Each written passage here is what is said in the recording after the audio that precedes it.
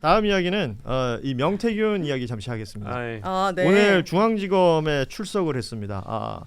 출석하면서 했던 일성들이 있죠. 그러니까 뭐 사실은 기자들이 질문을 했고 질문을 답하는 과정에서 그냥 모르겠어요. 저는 느낌상 이 명태균 씨가 굉장히 신이 나 있다. 라는 느낌을 받을 정도였습니다. 네. 뭐 MBC 기자 상대로는 그 만나면 좋은 친구 노래도 부르고. 맞아요. 예.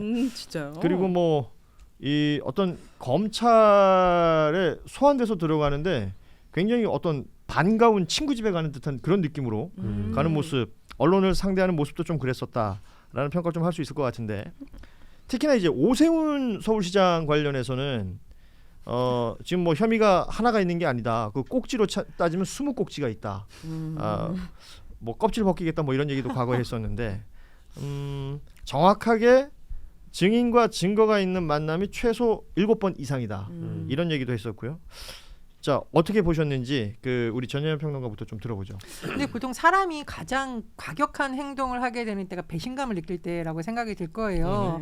이 명태균 씨 입장에서는 오세훈이 이거 표현 정도 질질 짜면서 오세훈이 자기한테 도와달라 그랬고 나중에 자기를 사기꾼으로 몰아? 그래, 누가 진짜 사기꾼인지 가려보자 라고 한 것 같고, 두 번째는 이렇게 약간 과장될 정도의 모습을 보이는 거는 민주당에서 지금 특검을 또 내일 국회 본회의에 상정합니다. 김건희 특검에서 여러 가지. 그 명태균 씨가 과거에 차라리 특검해달라는 말을 했었어요. 그러니까 니네 한번 당해봐. 이젠 나를 아무도 못 막아. 김건희도 못 막아. 윤석열도 못 막아라는 것을 한 것 같고, 이 명태균 씨가 과거에 수사받는 과정에서 막둥이인가 누구 이제 애 언급을 여러 번 했었잖아요. 이제 황금이로 알려져 있죠. 그래서 뭐 지금이라도 본인이 정의의 좀 사도로 보이고 싶은 게 아닐까, 진실을 까발리는 복합적 요인이라고 봅니다. 네, 저는 그냥 너무 좀 웃겼던 게 오세훈 서울시장은 명태탕 아니 생태탕에서 겨우 빠져나와서 이제 명태를 맞은 느낌이에요. 이분은 진짜 생선 먹기 힘들겠다. 약간 생태에서 명태로. 생태탕 때도 좀 흰바지 그 논란이 있었는데 굉장히 신선한 접근 아닙니까? 네, 이번엔 좀 빠져나오기 힘들 것이다. 예. 네. 오윤회식 접근을 한번. 아니 근데 확인했어요. 저는 명태균 씨가 실제 그 검찰 나와서 김건희가 김상민 챙겨주라고 했다 이제 이 얘기를 했다는 거 아닙니까? 네. 그 전 검사. 그죠. 그리고 아니 영부인이 그렇게 얘기를 하는데 어떻게 안 챙겨줄 수 있냐. 그러니까 이게 지금 그 명태균 씨의 말에는 대부분 자신의 책임을 김건희로 미루는 일단 그런 워딩들이 다 들어가 있는 것 같고요. 왜냐하면 오늘 윤석열 김건희 부부를 고객이라고 칭했어요. 맞아요. 예. 이게 이제 한나라의 대통령에서 갑자기 그냥 일개 클라이언트 고객이 되어 버렸습니다. 맞아요. 이 또한 본인의 어떤 그 상황을 좀 벗어나고자 하는 어떤 표현의 하나가 아니었겠느냐 라는 생각이 들고, 말하자면 앞서 얘기했던 이게 공천 개입 관련 건이지 않습니까? 그 김영선 전 의원에게는 그 공기관의 뭐 사장 혹은 장관직을 주는 게 어떠냐, 그리고 김상민 전 검사가 조국 수사 때 수고했으니까 좀 챙겨줘라 라는 취지의 얘기를 김건희 씨가 명태균 씨한테 했고, 명태균 씨 발로 이건 지금 알려져 있는 내용이란 말이에요. 이런 부분들에 대해서도 너무 떳떳해요. 집권 2년차 영부인이 그런 부탁하는데 어떻게 거절하냐. 이거 참 웃긴 얘기 아닙니까? 여기 보면 뭐 하나도 합법적인 게 없는데 물귀신처럼 김건희 씨를 계속 잡고 이제 늪으로 가고 있군요.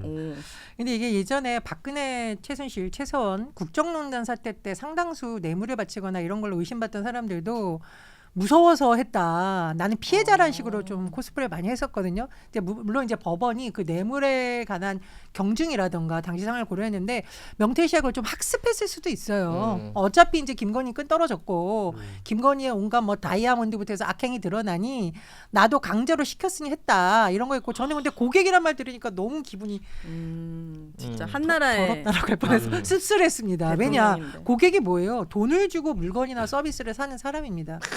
이렇게 공부하신 분들은 사전적 정의를 찾아옵니다. 공천을 돈을 주고 사고 파는 나라. 너무 기분 땡땡이지 않습니까, 정말? 근데 뭐 명태균 씨가 본인이 약간 영웅놀이 하는 것 같은데, 좀 냉정하게 말하면 본인도 사기꾼이죠. 매간 매직을 이용해서 돈벌이 했던 사람입니다. 굉장히 그렇게 말씀하시면 명태균 씨가 이 방송을 보고 있다가 한겨레와 전예현을 동시에 고소하는.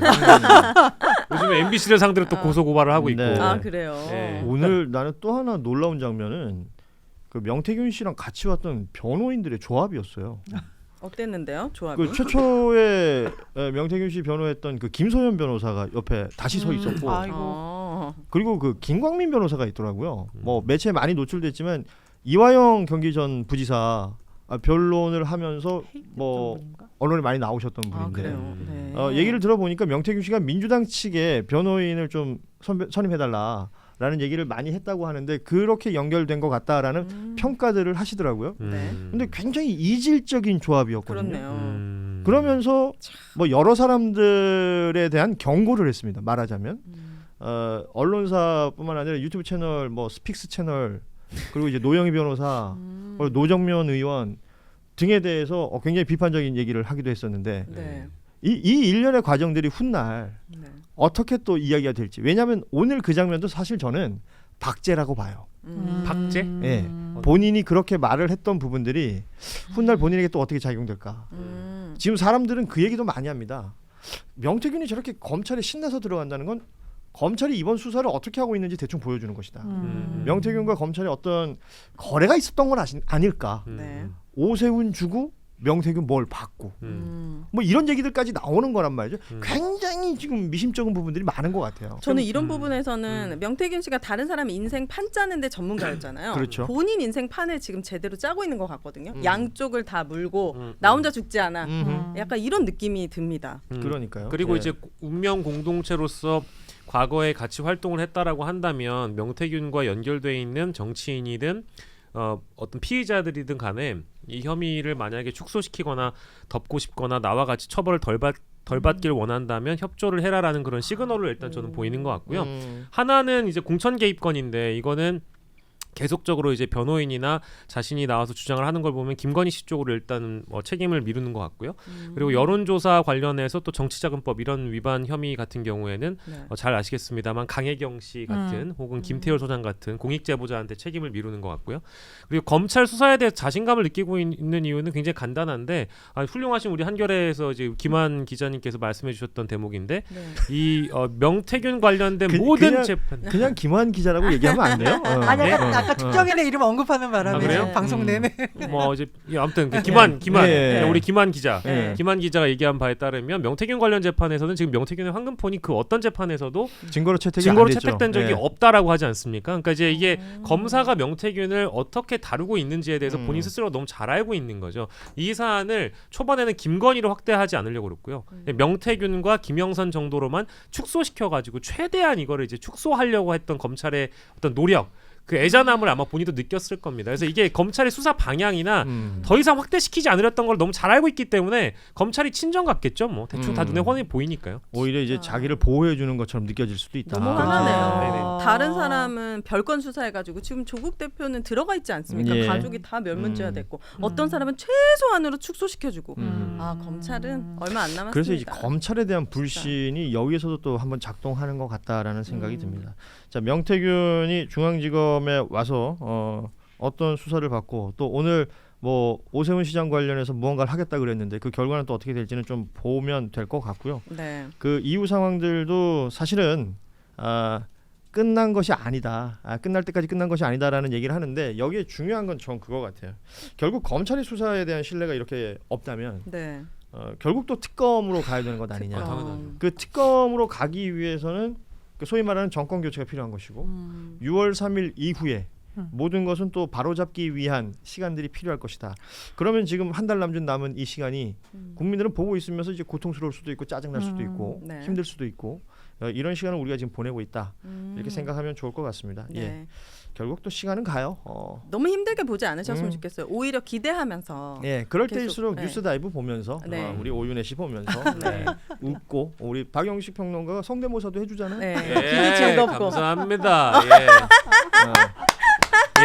이제 요새 발음이 많이 뭉개지시던데요. 이거 이제 성대모사 따라 하다 보니까 저도 발음이 같이 뭉개지는 것 같아요. 되게 멀쩡하게 생기신 분이 그래요? 이렇게 성대모사를 잘하시니까 또 다른 재미가 있네요. 그러니까 저 박영식을 좀 많이 활용해야 돼요.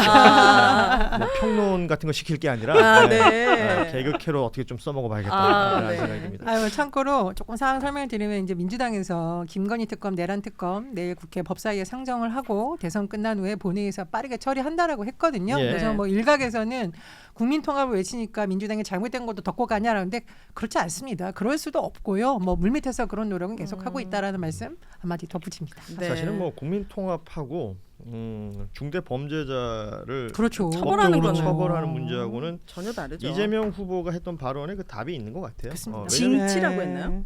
이재명 후보가 했던 말이 네. 그게 누가 한 말이냐면 결국은 윤석열 했단 말이에요. 했던 말을 고스란히 돌려주는 거거든요. 그렇군요. 예. 네. 자 오늘 화요일 함께했던 뉴스 다이브 이슈 다이브 시간이었습니다. 세 분하고 함께했었는데 여기서 우리 전예현 평론가와 오윤희 씨하고는 인사 나누고요. 네. 박영식 평론가는 조금 더 써먹을 때가 있을 것 같아서 네. 좀 더 앉혀놓도록 하겠습니다. 두 분 함께해 주셔서 고맙습니다. 감사합니다.